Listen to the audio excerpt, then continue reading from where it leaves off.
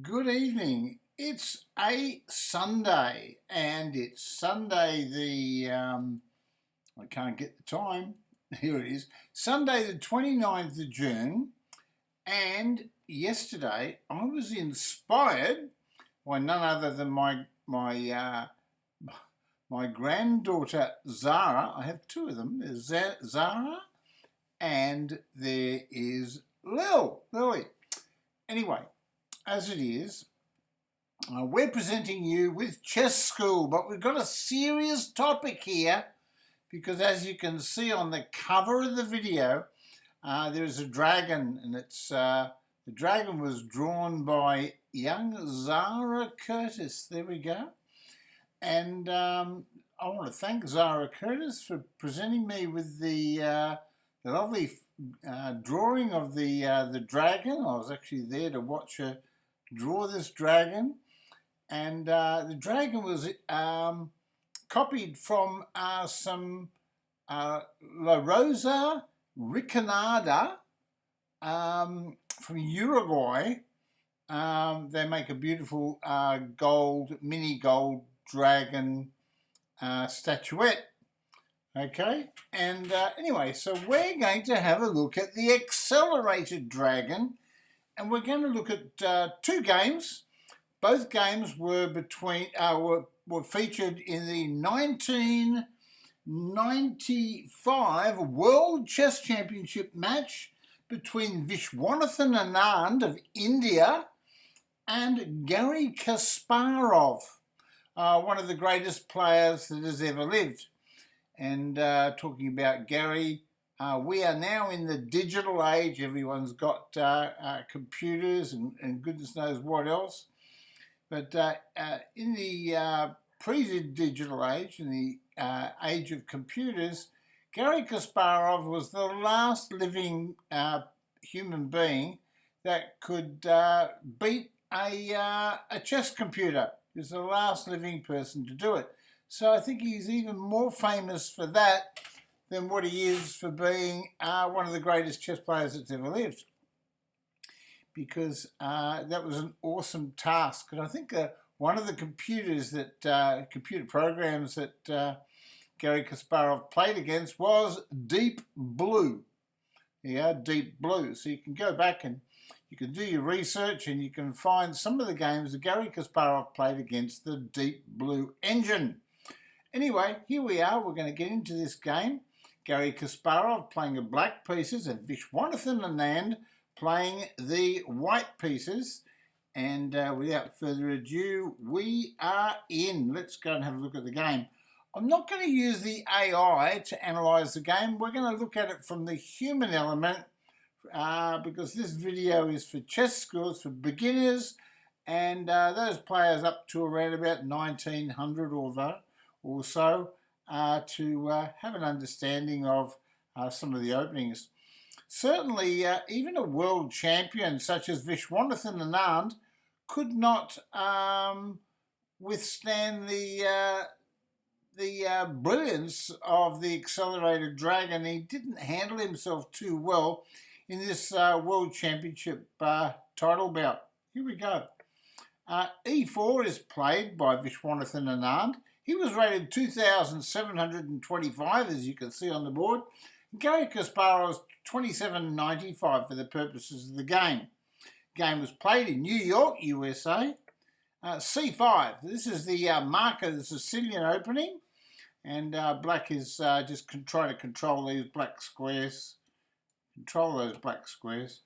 And fight for the centre. Knight F3 is played, develops a piece. One more piece developed on the king side, and you can castle as white.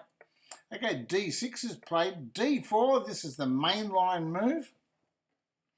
And the whole idea is to develop two bishops. We've got two bishops developed. And the knight is in a good position to recapture the pawn. And this is what happens. Knight F6. All theory, I've played this position many times myself. Knight C3, he's attacking the pawn, he defends the pawn. So this is how good players play chess. G6, this is the mark of the accelerated dragon. If you played a6 in this position, you would probably be playing a knight off. Anyway, bishop e3 is played, and you can't really play knight here, which looks like a good move. Knight there looks like a good move. Knight there looks like a good move, but bishop checks would kill you, right? Because if you put your bishop in, queen takes knight would be able to be played. Okay, so let's have a look and see what happens. Bishop g7 just develops a piece, getting ready to castle. This is Garry Kasparov, one of the greatest players in the world, and I've said that before. Queen to d2. Now white encourages black to play knight to g4. And in this position, many times, I've actually played knight to g4, but you're wasting time with you really need to develop a bit more rapidly than that. Anyway, you see, he played knight to c6, and now f3 is played just to support this pawn structure, right? And so that's the base pawn here on g2 to the pawn structure. So if you looked at the pyramids, you always look at the base pawns or the base stones. Bishop c4 is played, eyeing the weak f7 square. It's not that weak. Bishop d7. Okay. H4 is played by white, so Vishy wants to get an attack on the king with h5. Very logical. And now black stops it. He plays the wonderful move h5, which slows down the advance of the g-pawn. Bishop b3 is played. Black plays rook c8. Now his ideas are knight here and knight here, and try to eliminate that white bishop or this bishop here with the knight. So the idea is knight here and then knight there. That's the plan. Let's see how white counters that plan. Well, knight takes knight. He says, I'm not going to have any of that nonsense. The trouble is, in his position, black has already castled, and now black's got some activity, right? Played pawn takes, and now he's got an open B file, and you can't put your knight in the middle of the board, so black looks very comfortable. You played bishop here. It's a very logical move. If white could play two moves, he played queen here and queen takes pawn. You can't stop a checkmate. It's pretty tough. Okay, so c5 is played. That threatens pawn here. It's pretty annoying. Anyway, Vishwanathan and Anand didn't like that, so he moved his bishop up one square. And now black played queen to b6. He said, well, if you want to move your bishop up there, now I can come here and attack your pawn and get my pieces moving. Okay, he took the bishop. Now, you can't take this pawn. It looks good, but after rook here attacking a queen, you would lose the game. So you've got to recapture your bishop, I think. King takes bishop. Correct! Garry Kasparov knows how to play chess, doesn't he? Okay, let's have a look at what happens. Now b3. b3 protects the bishop, and white has got control of d5. Bishop e6. He says, I'm not going to waste time. I'm not so sure about bishop e6 in this position, but yeah, from a layman's point of view, I'm not so sure that that's a super great move, but certainly it is effective. Knight to d5. I think in this position, Vishwanathan Anand is not that well prepared nor versed in this particular type of position, and I think he just wants to exchange pieces, maybe get a draw, move on to the next game. Anyway, bishop takes knight is played. Pawn takes back. Now, white's plan now is to put pressure on the e-pawn, maybe, or maybe even g4, but there are problems on these black squares. There's problems on the black squares. A lot of weaknesses. There's a lot of holes near the white king. E5 is played. This is a very logical, very forthright move, and puts some pressure on white to perform, because the threat is simply pawn to e5. That's a real threat. Pawn to e4. Pawn to e4 is a real threat. This is why pawn takes pawn is played. Now d5. What do you call it? A Swissenzoog, or as it's Swedish, I think, or Swiss for a in-between move. It's called a Schwissenzug, and SCHWISSENZUG, I believe. Anyway, the point is it attacks the bishop, and now white hasn't got time to take this pawn. And if pawn here, well, you just play rook here, and the king is under direct attack, and the bishop too. Anyway, so the bishop retreats now, so black's got a pretty exciting game. Plays c5. He says, I'm not going to waste time in this position. I don't want you to just castle and escape. So I'm covering these black squares by pushing my pawn forwards. And at the same time, I'd like to activate my castles with open lines of attack. Okay, c3 is played by Vishwanathan Anand, or Vishy, as he's known. And now rook on the c file to e8. He wants to put pressure directly on the bishop. Remember, white can't castle. Okay, pawn takes pawn is played, and now rook to e6. Do you notice what he's doing? He's actually quite happy to just keep doubling up all the pieces and doing some nasty things. King to f1. He wants to get off that pin. He does not like that pin at all. So the rooks are doubled now. Black's completely a complete active terrorist ideas. Black's got 5 pawns, 3, 4, 5 pawns. White's got 6. But have a look at white's king. The big problem with white's position is the bishop is not mobile. It's not attacking anything. And this castle's stuck in the corner. Doesn't help. Very hard to get the castle working. Bishop d3 is played. And with that, pawn takes pawn. He just wants open lines of attack, as we discussed. Bishop takes pawn, attacks the castle. Gives him a little bit of a reprieve.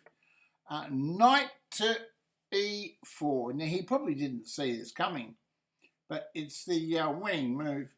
If pawn takes knight, right, rook will check, and it'll be all over, Red Rover. You can't even change queens. Some people might think, oh, you could change queens here with a check. But after the queen takes the queen and the pawn takes back, the knight will check here and win this castle. You can see there's a terrible knight check there on g3. So what does white play in this position? Well, if he plays pawn takes knight, rook check. Oops, wait a second. If pawn takes knight, he's played knight there. It's, well, we can't have a look at it. We'd have to, but pawn takes knight, the rook checks. When the rook checks here, the king's got nowhere to go except over here. And the other rook comes in with an almighty check. So Vishwanathan Anand made a business decision, and he said, oh, let's get on to the next game in the World Championship cycle.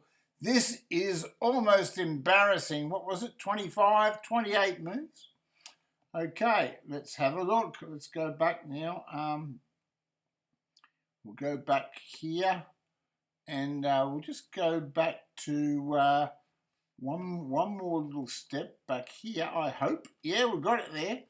So game 1 was 31 moves, I stand corrected. And it's a Sicilian defence, the Open Dragon, right? And here we are. We've got the Open Dragon main line now. We've got Vishwanathan Anand against Garry Kasparov. Again, from the World Chess Championship in 1995. And this game is presented to you by Zara Curtis. There we go. So by Zara Curtis, my wonderful granddaughter. And she was the one that, whoops. Right, so is this the same game? Just double check.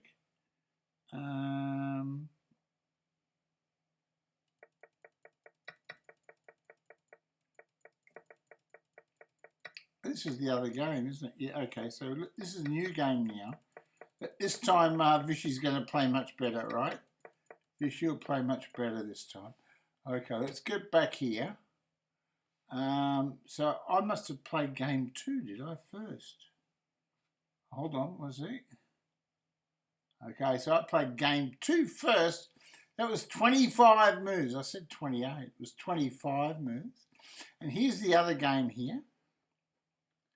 This is the other game. Let's not spoil it for you. Garry Kasparov, rated 27.95, playing Vishwanathan Anand, 27.25. World Chess Championship match in New York, USA. Here we go. E4 by Anand. C5, knight f3. This time Vishy says, oh, I stuffed it up last time, but I'm not going to take the knight on c6. Do you remember he took the knight on c6? He might not take it this time. Let's have a look. d6, d4, same moves, takes. Knight f6, attacking the pawn in the middle. Knight c3, defending it. We saw this before. g6, we saw this accelerated dragon. Yugoslav attack, right, I think. Bishop g2. f3, it's a good solid move. Castles. Queen to d2. Knight c3. And the last time we remember White captured that knight on c6. Let's have a look and see what happens. Bishop c4 was played. Okay, bishop d7 is played here now. Castles by White. Knight e5. Remember, he wants to play rook c8, but he plays knight e5 first. He can play rook c8 next move, Black can. So bishop moves back, and now rook c8. The idea is this knight wants to go here.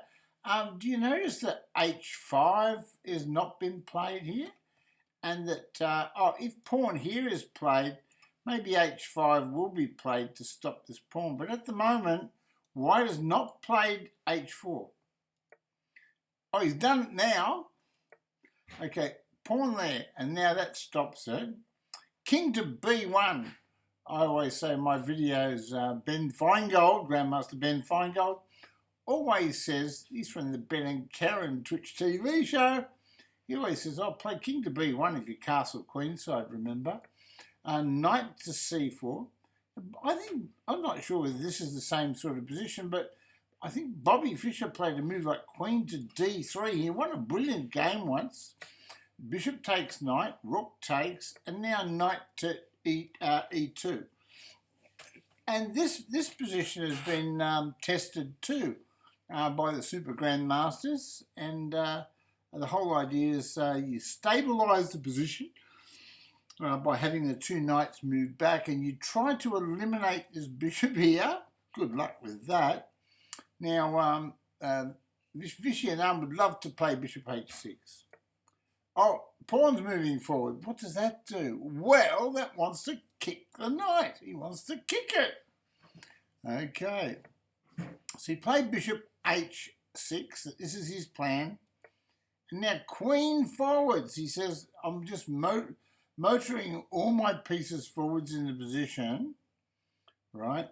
And now, let's have a look and see what happens. Why can't knight to d5 be played here?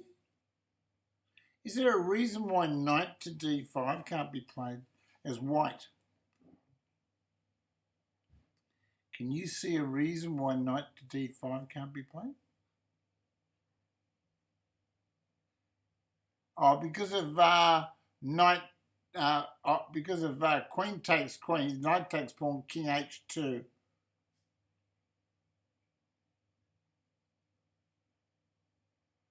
Yeah, something like that. Anyway, bishop takes bishop was played, king takes, and now knight to f4. So Vishy's got a new idea. Vishy Anand, a world champion. Vishy Anand was world champion for about 10 years. So he was a great world champion. So he has to be very respected by Kasparov. Anyway, Kasparov continues his plan and moves his rooks there, doubles his castles on the semi-open file c file. The reason why it's a semi-open file is because this pawn is still on the file. If that pawn wasn't there, it'd be an open file, wouldn't it? Okay. And obviously, in this position, white really wants to play a move like knight to d5 and change queens and get a draw. You'd like a draw. Okay, so knight to d5, unless, of course, he can win in the endgame.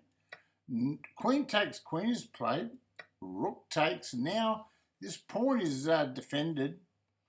And now knight takes knight is played. Knight takes back. And now king to f8. Very important move. Black wants to protect this pawn with the king. He doesn't want to take his castles off the pressure of the c-file. And the other thing too is the knight's not doing too much there. He can chase the knight away with bishop e3 if he needs to. So he's just fortifying his position, so to speak. Rook to e1. This is an excellent move. If white wants to win, he might want to try to play pawn to e5 at some stage. Anyway, rook to b8. Garry's thinking about what's going to happen. Here comes the pawn, attacking the castle. The rook moves to c5, right? Just puts pressure along this line now. Knight to f4. He says, oh, I'm not going to have you attacking my knight. I'm very happy with this position. And to all intents and purposes, this position looks very solid. If anything, white might be threatening pawn here to activate this castle down here on the bishop and maybe start attacking pawns. So he played rook there. But now, can you play pawn here? I don't know about that. Well, Vishwanathan, world champion, he says, no, you can't do that. So, king to b2, I trust Vishy. a5, and now what black wants to do is this is, because white's got 3 pawns on the queen side, black was doing what's called a mini or minority attack. Because the minority in this case is 2 black pawns as opposed to 3 white ones, right? So black wants to get open lines for his pieces, for his heavy-duty castles. A3 is played, and now king to g7 because the knight is no longer on the pawn. So if white played a move like this, would the black king go back and accept a draw? Let's have a look. Okay, knight there was played, so black wants, white wants a draw. Bishop went there, he says, oh, you can't have a draw, buddy. Now, why would you give this pawn away? Oh, he doesn't take the pawn. Why would he give the pawn away? I don't know.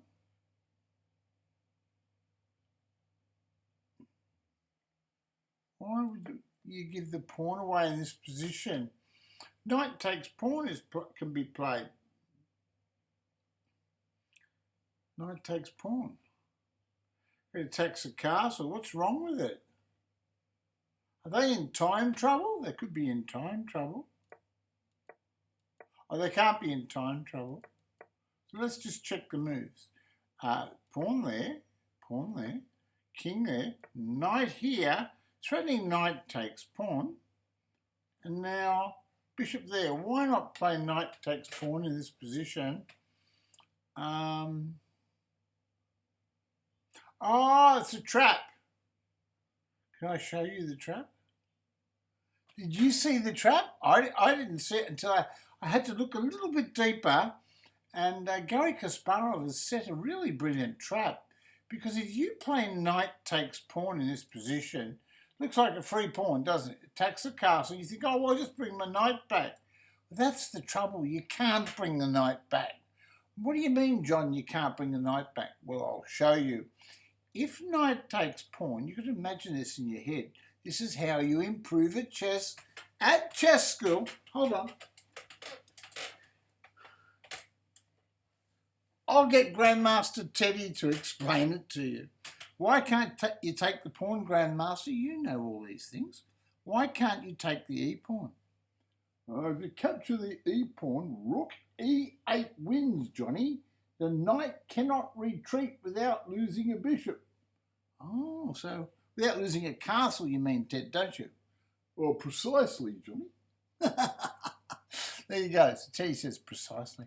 Yeah, after knight takes pawn, black will simply play rook hits knight, and then if you bring the knight back, bishop takes knight, and if you take with the castle, rook takes rook, and this rook will be attacking this rook, and you win a piece. Is that right, Ted?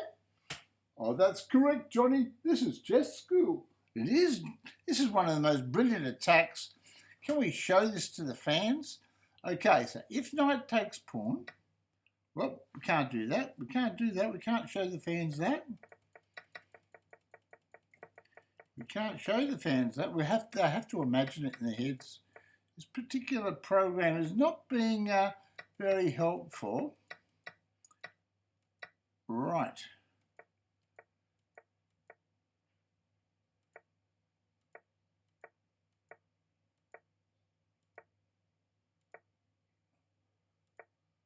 Yeah, now bishop there. Okay, so knight takes pawn can't be played, right, because of rook e8. You test it on your own chessboard. That's your that's your little what do you call it, Teddy? It's their school chess exercise, Johnny. Get it right, mate. You're losing it, buddy. That's right. Sorry, it's their chess exercise. Teddy knows. He says I'm losing it. Okay, all right then. Don't be too cheeky, Ted. B4 is played, attacking a castle. And now pawn takes pawn. Pawn takes pawn. The idea is white wants to take the pawn on e7, distract the castle. So the rook moves there, and now knight attacks two castles. Okay, now Vishy thought, oh, you can't take that pawn. And Vishwanathan Anand, world chess champion, he calculated rook takes pawn check, and he says, oh, gotcha. Plays king here, and now he's attacking two castles. The knight's attacking this castle, and the king's attacking this one. And he says, oh, gotcha. But watch what Garry Kasparov plays. Rook takes pawn. And it's in this position that the game ended. And why? Because if you take the castle here, black will take the castle here. And if you take the castle here, right, if you take the castle there, rook checks, and when you move your king, the only square you can move it to, rook discovered check with the bishop on the king, wins this castle here, and black's just simply got too many pawns and an overwhelming position. This is masterfully created by the one and only Garry Kasparov. And that's Chess School, presented to you by Grandmaster Teddy, FIDE Master Johnny Curtis. I'm FIDE Master Johnny Curtis from Australia, and the accelerated dragon theme and the drawing of the dragon of the on the YouTube video is presented to you by Lily Curtis. No, by Zara Curtis, Lily's sister. Sorry about that, Zara. I'll get in big trouble there, won't I, Teddy? Oh, you mincemeat, Johnny, you total mincemeat. That's right. They're going to give me the dirty looks. No, they won't. They're lovely girls. Anyway, and I love them too. So that's why I dedicated this wonderful accelerated dragon theme. Oh, by the way, one of the other things behind the video is that I was born in 1952. What year was 1952, Grandmaster Teddy? It was the year of the dragon, Johnny, a year of the dragon. That's right. So I had a little boy, and his name was Johnny too, and he's my little dragon. Right? He's my little dragon, and I imagine they will be dragonettes, my two little grandchildren. They're little baby dragons, right? They got fire in them. You ought to see them play soccer. On the weekend, on Saturday, yesterday, Lily and Zara, their team scored 6-1 in the soccer game in the A grade, in the under nines. So I'm very proud of them. Congratulations, girls. And hopefully when you're older, you'll look at this video and you'll look back and you'll have fond memories of Grandad and Grandmaster Teddy and, of course, these two wonderful games of chess between the great Garry Kasparov and Vishwanathan Anand for the 1995 World Chess Championship.